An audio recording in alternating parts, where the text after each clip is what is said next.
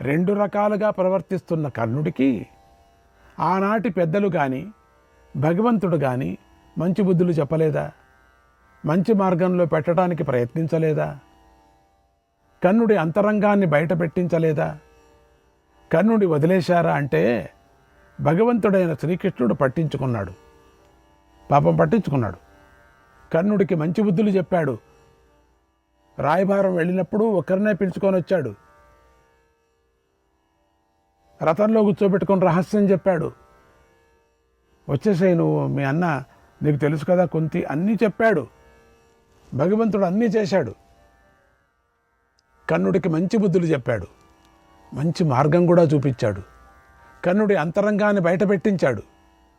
మనం విషయాలన్నీ ఉద్యోగపరంలో చెప్పుకున్నాం కదా. రాయబారం విఫలమైన తర్వాత శ్రీకృష్ణుడు తనతో పాటు కర్ణుడిని విడిగా తీసుకొని వెళ్ళి మంచి మాటలు చెప్పాడని చెప్పుకున్నాం కదా. రథంలో కూర్చోబెట్టుకొని వెళ్ళాడు. నువ్వు మంచి కులంలో పుట్టావు, అసలు నీ తల్లి ఎవరు తెలుసా, అసలు నువ్వు పెద్దన్నవు పాండవులకి, ఇట్లా అన్నీ చెప్పుకొని వచ్చాడు. రహస్యమంతా చెప్పుకొని వచ్చాడు. పరమాత్ముడు బుద్ధి చెప్పలేదా? చెప్పాడు. కానీ విన్నాడా? పాండవుల పక్షంలోకి చేరు, నీకే రాజ్యం, నువ్వు పెద్దవాడు కదా, ధర్మరాయుని కన్నా పెద్దవాడు నువ్వు, అందుకని నీకే రాజ్యం వస్తుంది అని చెప్పాడు. అంతవరకు ఎవరికీ తన మనస్సు తెలపని కర్ణుడు, వాడికి తెలుసు. శ్రీకృష్ణుడికి తన ఆంతర్యాన్ని ఇలా చక్కగా చెప్పాడు. అప్పుడు మాత్రం ప్రభు, దుర్యోధనుడు దుర్మార్గుడు, ధర్మరాజు ధర్మాత్ముడు, ఉండింది ఉండేట్టుగా చెప్పుకున్నాడు. కనుక దుర్యోధనుడు రాజు కాకూడదు. ఇది సమాష చూడండి, ఒళ్ళు ఇప్పుడు పులకరిస్తుంది మనకు.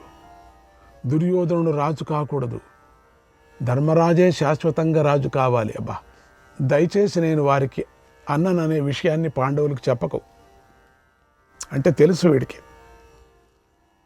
ఇక పాండవులను తిట్టడం, చెడు పనులు చేయటం అనేది నేను దుర్యోధనుడిని సంతోషపెట్టడానికే చేశాను.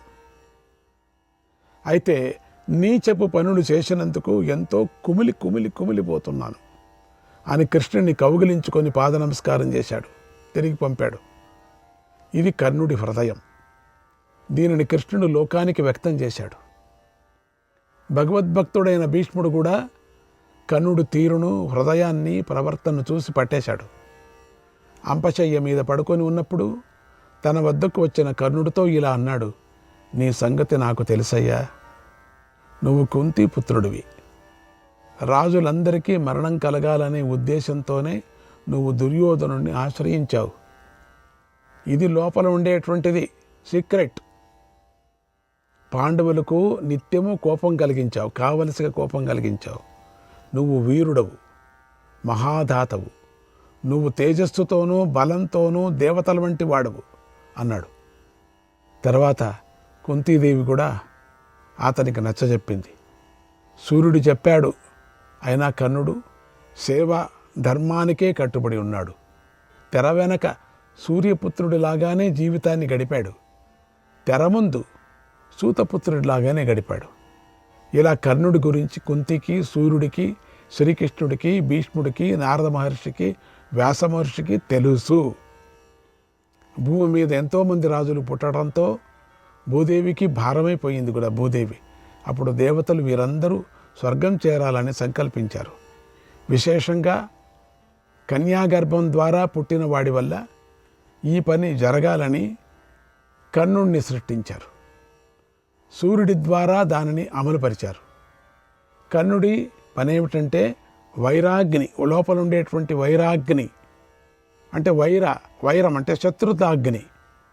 దాంతోపాటు వైరాగ్యం వాళ్ళకి కలుగుతుంది, వీళ్ళకి కలుగుతుంది.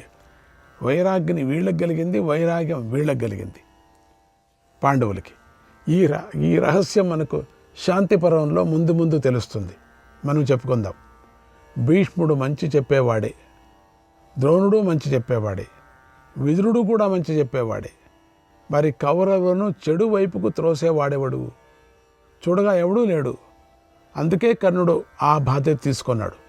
వీళ్ళందరినీ చెడు మార్గానికి తీసుకువెళ్ళాలంటే నేను ఒక్కడే సరి అని తన తట్టు వెళ్ళాడు. ఎందుకంటే అటువంటి చెడు వాడు రాజ్యం ఏలకూడదు, నాశనమైపోతుంది. ఎక్కడ అవకాశం వస్తే అక్కడ కౌరవ పాండవుల మధ్య పగలు ప్రతీకారాలు పెరిగిపోయేలాగా చేశాడు. దుర్యోధనుడు ఎంత తప్పు చేసినా ప్రోత్సహించాడు తప్పితే ఎప్పుడూ ఆ పనులను ఖండించలేదు. దీనిని మనం గమనించాలి. కర్ణుడు రహస్యంగా పుట్టాడు గనక తన జీవితాన్ని కూడా రహస్యంగానే ఉంచుకున్నాడు.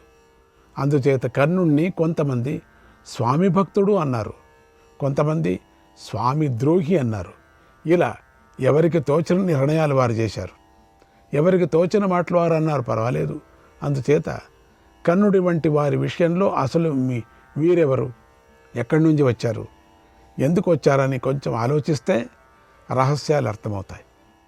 నీచాశ్రయము, దుష్ట సాంగత్యము, మంచివారితో గొడవపడటం, అహంకారము, దురాచారాలు, శాపాలు ఇవన్నీ కర్ణుడి వన్నెను తగ్గించాయి. అయినా కర్ణుడు నిరుత్సాహపడలేదు. తన పనిని తాను సమర్థవంతంగా చేశాడు. కర్ణుడి పాత్ర మహాభారతంలో అత్యంత ప్రధానమైనది. కనుకనే మన తెనాలి రామకృష్ణ కవి మహాభారతానికి కర్ణుడు తల వంటివాడు అని చెప్పాడు.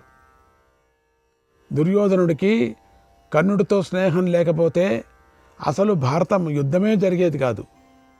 అందుకే కర్ణుడు లేని భారతాన్ని ఊహించలేము అని పెద్దలు అన్నారు. కర్ణుడు విరోధాగ్నిని పుట్టించి, పెంచి, పోషించి నాశనం చేయటానికే పుట్టాడు. కర్ణుడు ధర్మాత్ముడే కానీ అధర్మాత్ముడు పాత్రను పోషించవలసి వచ్చింది, అధర్మాన్ని ప్రోత్సహించవలసి వచ్చింది. అందుచేత విషాదాంత నాయకుడిగా చరిత్రలో నిలిచిపోయాడు. కర్ణుడు మరణించిన తర్వాత అతడి జ్యోతి సూర్యుడిలోకి కలిసిపోయింది. ఇప్పుడు పరిశుద్ధమైపోయింది కదా. ఇప్పుడు తల్లి అయినటువంటి కుంతి ధర్మరాజు చేత తర్పణాలు ఇప్పించింది, ధర్మరాజు చేతనే ఇప్పించింది.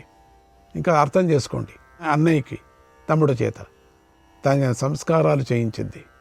సూర్యుడు కర్ణుణ్ణి 13వ ఆదిత్యుడిగా చేసుకున్నాడు. ఇది కర్ణుడికి సంబంధించిన సంక్షిప్త చరిత్ర.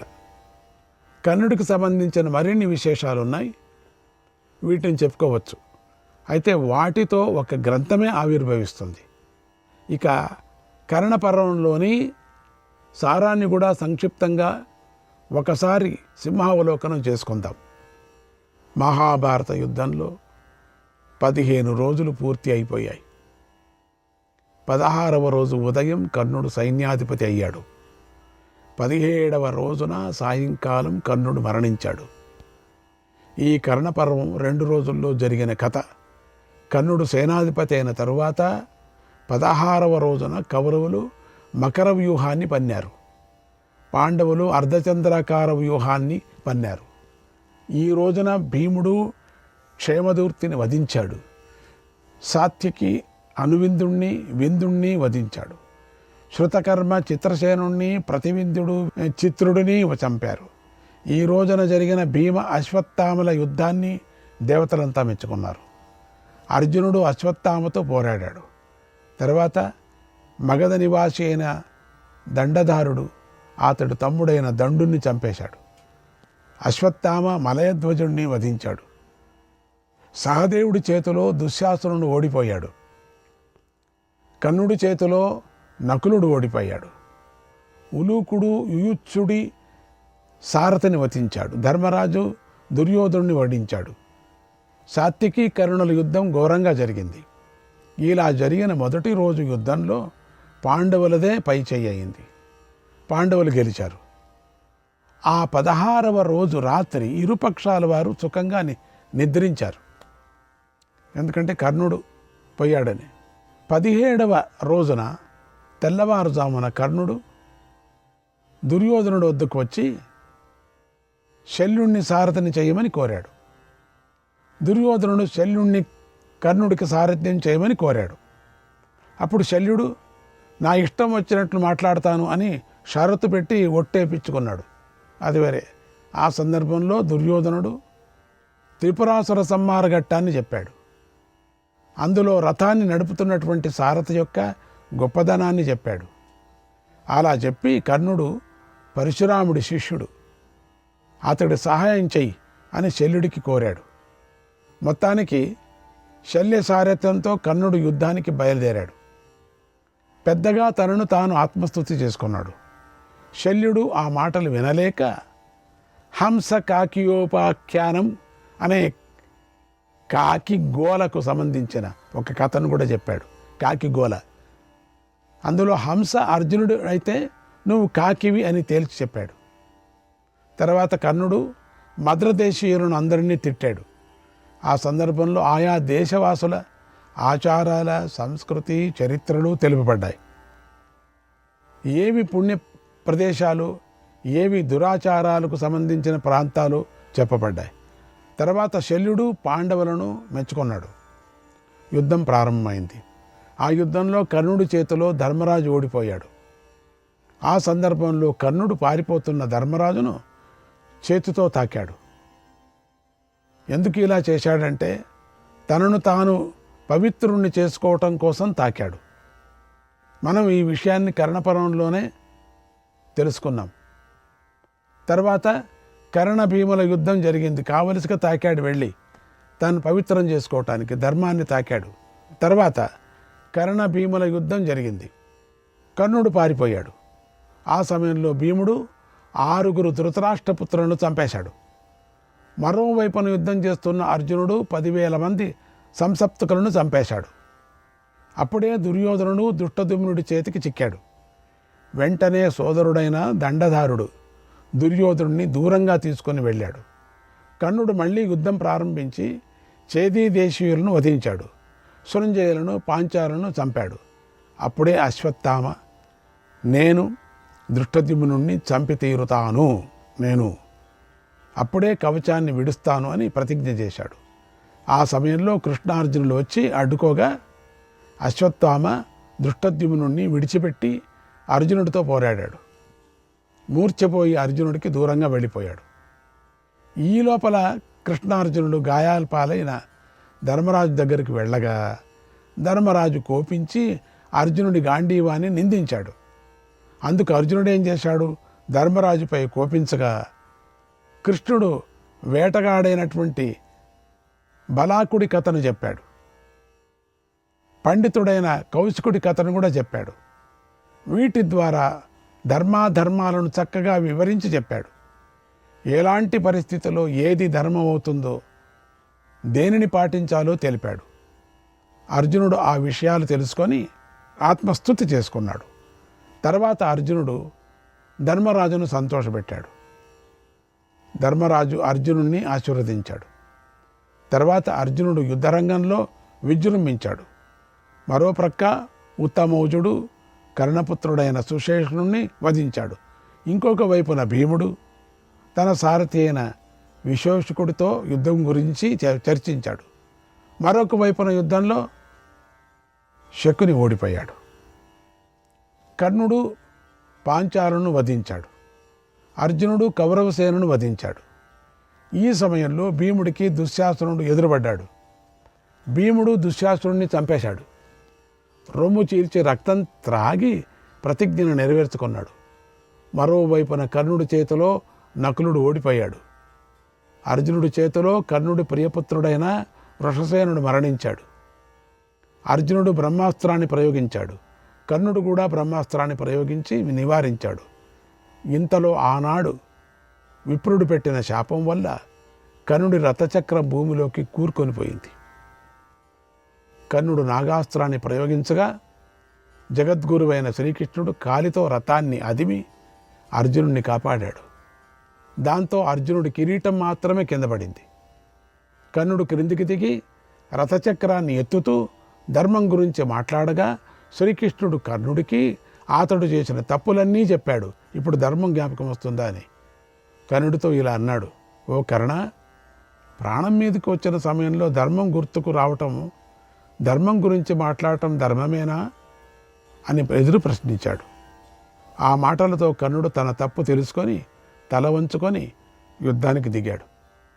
అర్జునుడు కర్ణుడిని వధించి తన ప్రతిజ్ఞను నెరవేర్చుకున్నాడు. కర్ణుడిలోని జ్యోతి సూర్యుడిలో కలిసిపోయింది.